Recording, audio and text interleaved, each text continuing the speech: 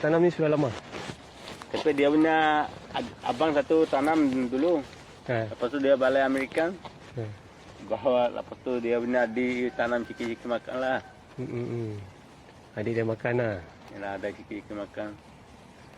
Boleh sayur-sayur tu tak payah belilah. Dia boleh makan lah kalau tanam. Ini tanah kerajaan kan? Kerjaan lah. Oh, ini tanah kerajaan eh. Iyalah. Tapi boleh tanam eh. Nampak ni ah. Yang tadi nampak.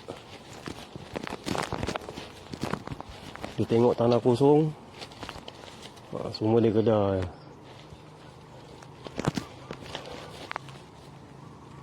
Banyak orang ajar diorang ni semua.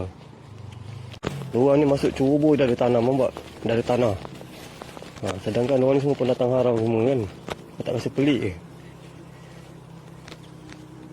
Kalau kita rakyat Malaysia buat macam ni JCB datang sorok Kau tengok pendatang haram bebas, nampak?